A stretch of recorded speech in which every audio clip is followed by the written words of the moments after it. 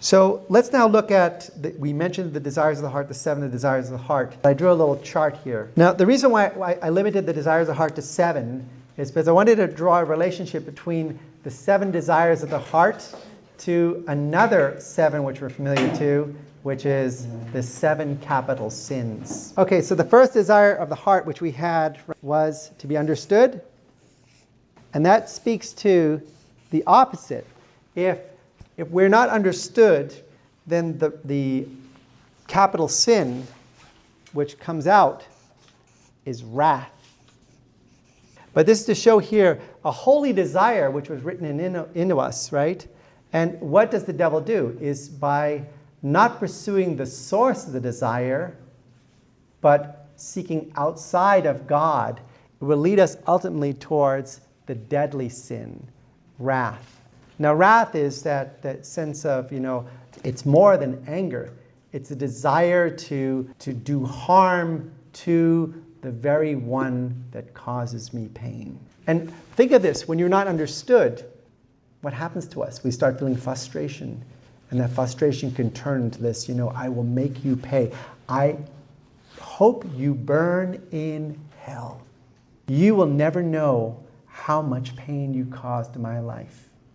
You will never know how you destroyed my life. You see how that burns in the heart there? And from there, it fosters this deadly sin, wrath. But what if we can understand people that, made that statement? I mean, again, to use that example of that al-Baghdadi thing, I was listening to news, and there was some U.S. senator that came on, and he said, right now, we all know that man is going to burn in hell. Whoa! That is a strong statement there, right?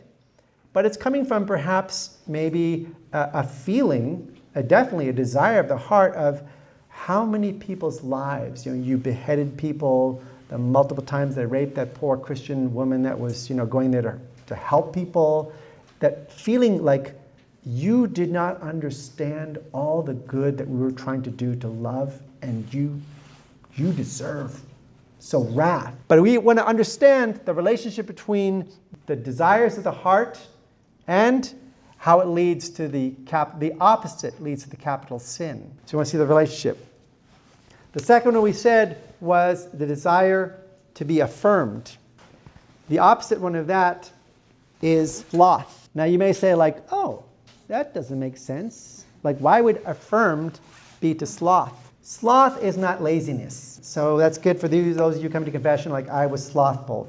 Oh, well, that's a capital sin. Laziness is not a capital sin.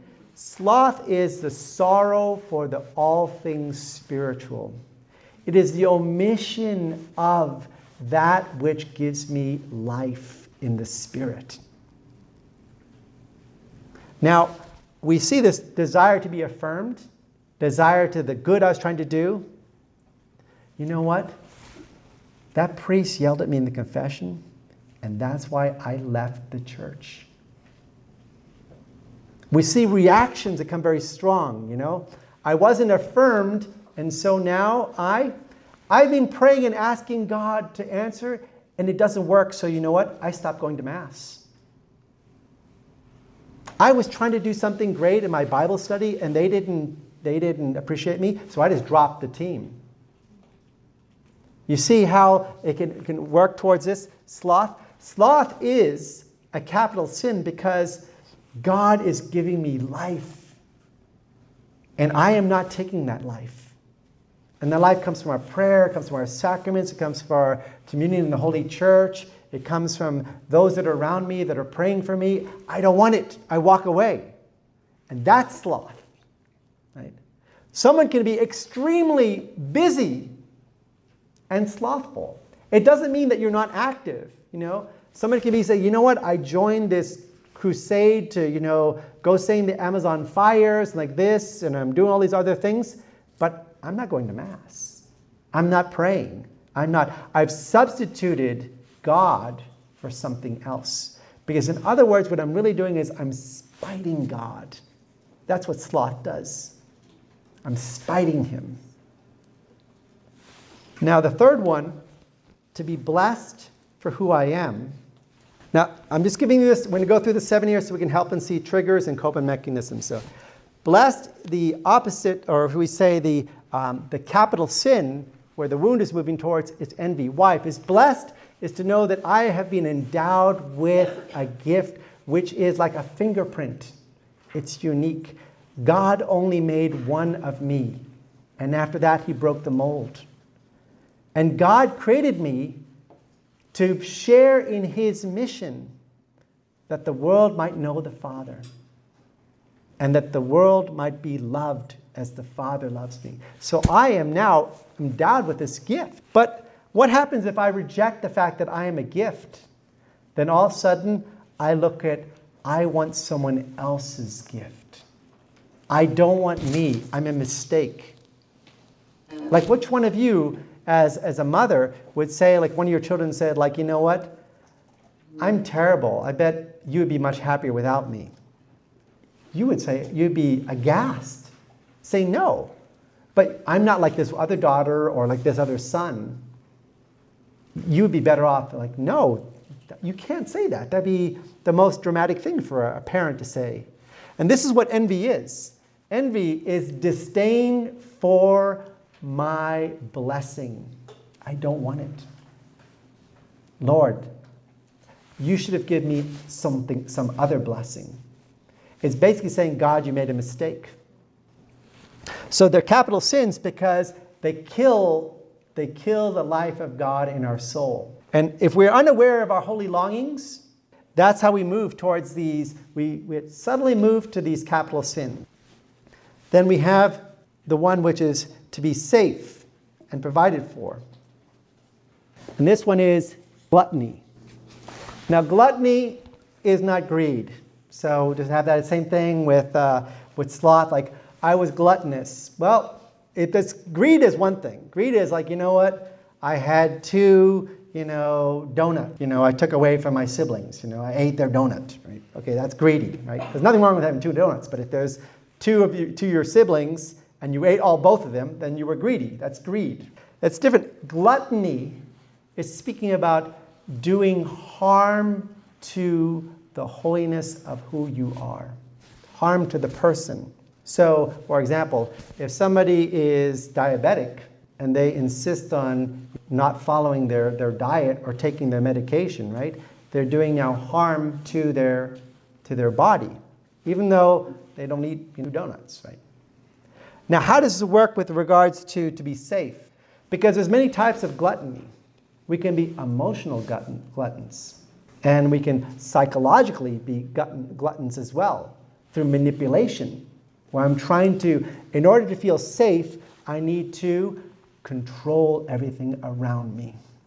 And what am I doing? By indulging in that fear, I now am doing harm to myself, that I no longer is allowing God to be my protector, my fortress, my rock. And that could lead to great danger. The 5th one is desire to be chosen and cherished. And this is avarice. Now, avarice is that disordered attachment to creatures. Hoarding. I need to keep accruing more. Because when someone is chosen, that means my value is because I am my value. But what if I feel like I have no value? Then my value is attached to something else. And so I need to keep accruing more and more to sustain my value. Because all creatures, begin to pass. And so I'm continually trying to hoard things that give me a sense of worth. And again, it can be things that are such as, possessions, but they can be things even emotional. But the hoarding thing, I need to have that to be experienced that I am special. Then we have the 6th one, to be included. And this one speaks to pride. And what is hell but living all alone? It's to not belong to anyone. Nobody tells me, and I don't answer to anyone. But we can see that longing to be included, how we can just flip. Now, I didn't see that film, The Joker, but our secretary was telling us about that film, The Joker. And she gave kind of like a little synthesis of the film. But basically someone who maybe I get it wrong, because I'm just getting what she told me, was that someone who should have grown up in a healthy family environment received all these sufferings and injustices, and they begin to internalize it and internalize it and internalize it and internalize all that pain that's going inward and inward and inward. And suddenly in a moment, it now comes out in a wrath. And this becomes someone who is irrational and looking just to do harm, inflict pain, to cause confusion, right? And you can't understand why would someone do this? Is there any gain from it? There's nothing of gain, but it's playing out precisely the deadly sins. It's something that, as we know, hurt people. And this is where the desires of the heart are helping us to look when we especially see someone who has behavior that's harmful or you're saying like, I can't understand that. We can't approach it through reason. We have to approach it through what is the desire behind that behavior, which is being thwarted in on itself, and really help that person to unravel, to find the true desire of the heart and to liberate that person. So then we have the seventh one here, to be touched, and that goes to lust. To be touched, to be held. Because how beautiful is to be touched, to be held is not something which is possessive. I mean, we know when somebody's like, okay, let go, you know. I remember when we were in New Orleans, we went to the school, St. Michael's Academy, where they have children with Down syndrome, and it's beautiful. The teachers, one of the things they do, they have this place called the Exploratory Lab, where the children, they teach them how to have practical skills. And they teach them simple things such as, now how do you show someone if they're too close, right, for body language, okay? You cross your arms like this, what is a healthy way of greeting someone? 3 seconds, okay, release, So we realize there's a difference between when someone is touched, you shake their hand, you give them a hug, and a sense of possession where like, I'm suffocating the person, right?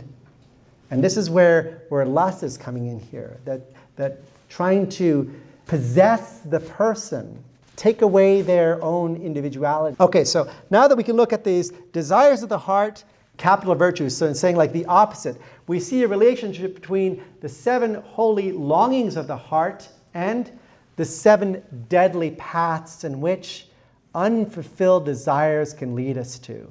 And this is what's important as we're trying to learn how to pray through the desires of the heart. So I'm going to speak now about triggers and coping mechanisms, right? These are negative, right? So it's saying like, okay, I have a holy desire of the heart, but there are things that can trigger that desire. And I have to first and foremost be able to pray through it to understand it, which is the next step we're doing afterwards. So the first one is trigger of the desire of the heart to be heard and understood. A trigger, now I'm not saying this is the only one, I chose a few kind of words for it, but one of them could be, I feel disrespected. So what I'm looking for is, it's always good to use soul words, right? Soul words is to take, I am experiencing something and I'm able to step outside of the actual moment of the experience and to look at how is this phenomena affecting me. I'm in a conversation, with someone. The other day I was doing something, shut up, that's not right. And like, okay, I don't feel understood, right? Or here's a classic one. I remember one time I was at a cocktail party and a man was telling me, he said, so Father, the other day we're at the gym. He goes, it wasn't the gym, it was the zoo. I was at the zoo. And then I spoke to this man. No, it was a woman, right? His wife was like every minute like this. And I could see from the glances like going back and forth, like, okay, all of a sudden there's a feeling of, just let me tell my story. The details don't really matter, to him at least, right? And it really didn't matter to me. I was just happy to hear that he was happy. But what are the triggers there? Triggers are perhaps disrespected. So all of a sudden there's a phenomenon that's happening disrespected, right? Now if we're aware of what is the phenomenon here, then all of a sudden I can start looking, okay, now where is that moving towards, right? Triggers quite often have coping mechanisms because we kind of learn where our behavior is something which is learned. We start having experiences to say, okay, like when I feel disrespected, what is my fight or flight response. One of them could be, for example, disrespected.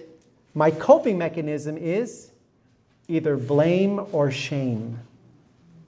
You always interrupt me when I'm trying to speak. Would you just let me feel this? Or like, I always get things wrong. I'm so terrible. I don't like being public. I hate going to parties, a shame. So two strong reactions that can happen as coping mechanisms. So we're looking from phenomena now to all of a sudden behaviors that are flowing from a desire to be understood. Now, if we were able to pray through these experiences and we start looking and saying, like, what is really happening here? When we do what's called the examine prayer, at the end of the day, you're kind of allowing the Holy Spirit to take us through the day and see, was there any particular event or thought or memory that surfaces, that the Holy Spirit is waking, that stood out? And I want to speak to the Lord about that. That's when we start entering now into the desires of the heart. Oh, there was a conversation, and I remember that, and I felt this anger, and afterwards the party, we got into the car, and I really gave it to that person. Or I went passive aggressive and I wouldn't talk. Or why did you leave the party? What happened? Like, there's nothing. I had a headache. Shame. The second one, to be affirmed for the good I'm trying to do, triggers ingratitude. Ingratitude in a sense that, that I feel as if, nobody really cares. What's the point? Now, ingratitude can take us in a very, toxic way. And a coping mechanism of ingratitude is just walk away. Walk away from relationships. Walk away from responsibilities. Walk away from communities. I'm a runner because I don't feel affirmed in the good that I'm trying to do. And I could be running away and running to things where I shouldn't even be volunteering or doing because I'm trying to find something.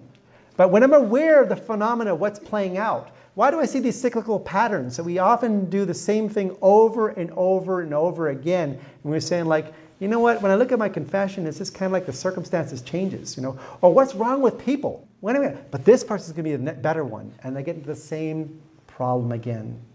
And that's why you see what we're doing is by understanding the holy longing, we're able to juxtapose it to these triggers, where I recognize what was the beginning of my downfall.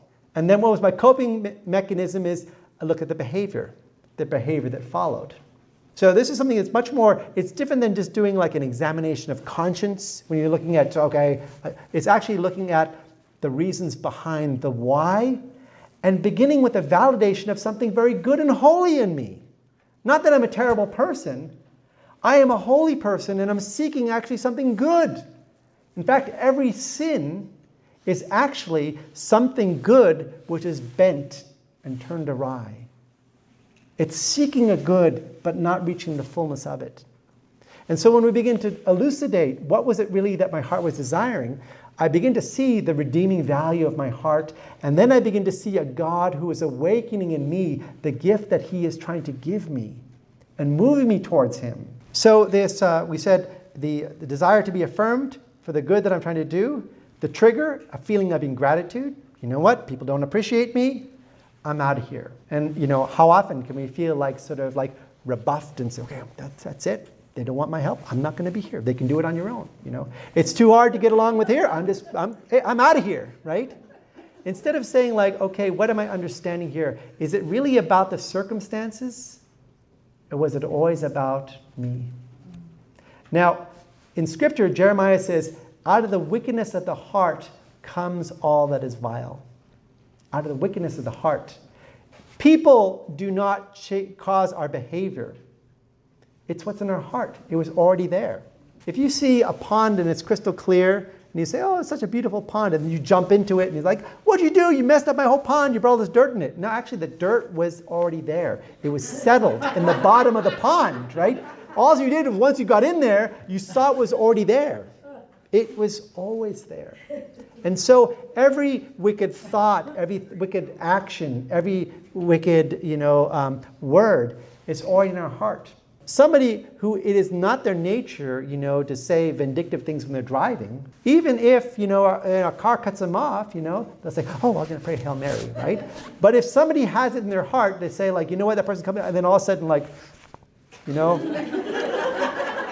one guy once came and he asked me the question, he said, Father, is it bad to pray the rosary in the car while I'm driving? I'm like, no, I think it's a good thing. He goes, well, I was praying the rosary in the car, and this guy cut me off, and then I gave him the finger, and I was holding the rosary in his hand.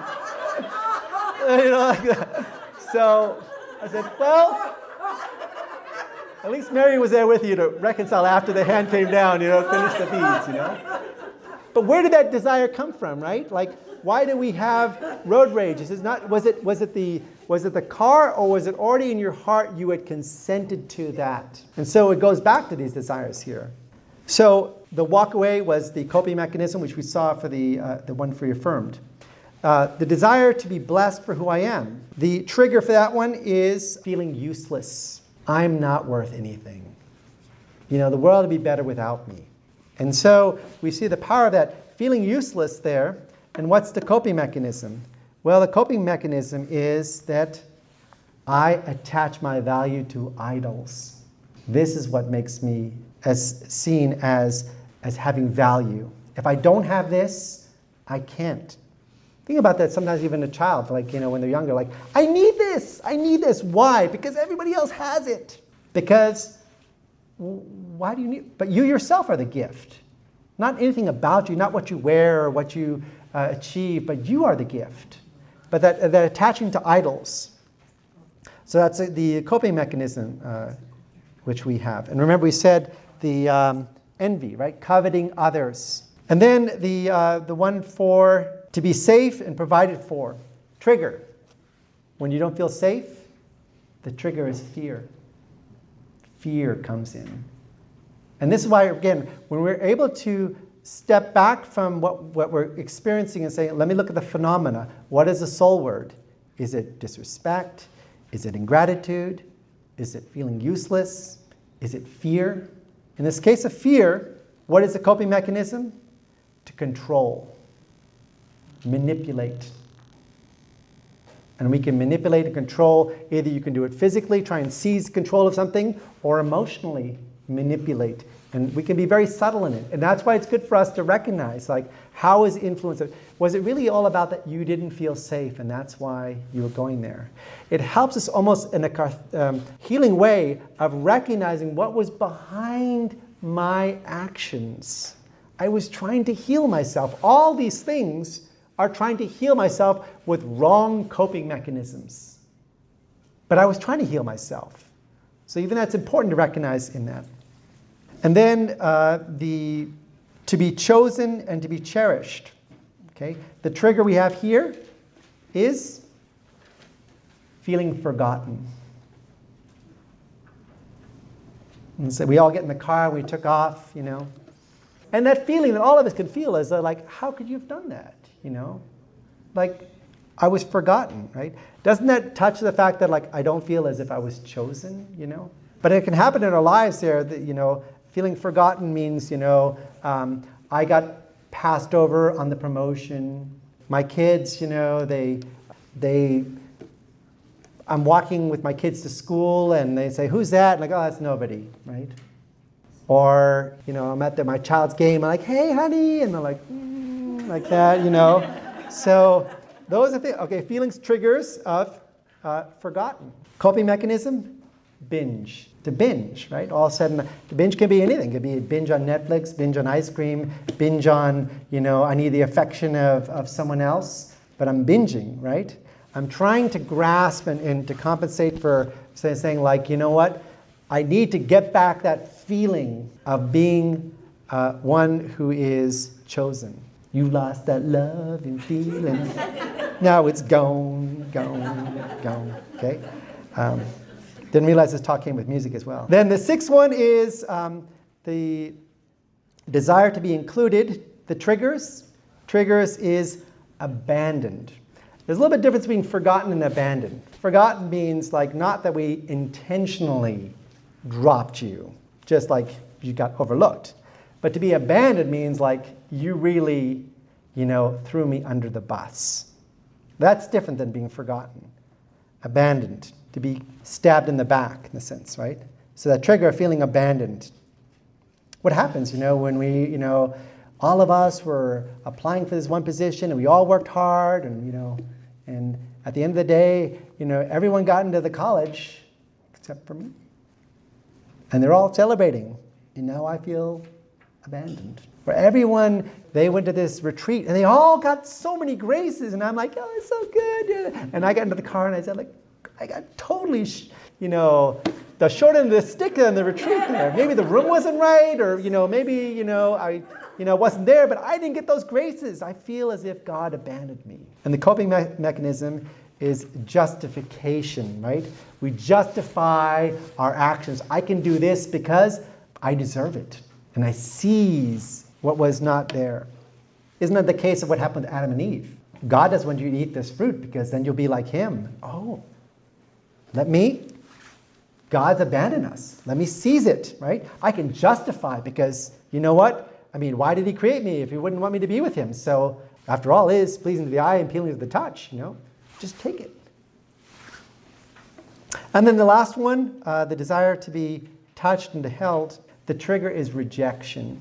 And this is very important, rejection, because, we quite often see that in the areas here of touch, it's so important when all of a sudden, when I'm not having that, the affirmation through touch, that deep experience, a wound of being rejected is something that deeply hurts the heart. And where does it bring us? Into the coping mechanism is fantasy. So what if I was, in another family? Or what if I were in another job? Or what if, or fantasy can get, in the case here, is the lust, right? Lusting after, it can be lust after another person, it could be lust after another position, it could be lust after the type of relationship that someone has with their children, but it's lust. It's a disordered desire to latch on.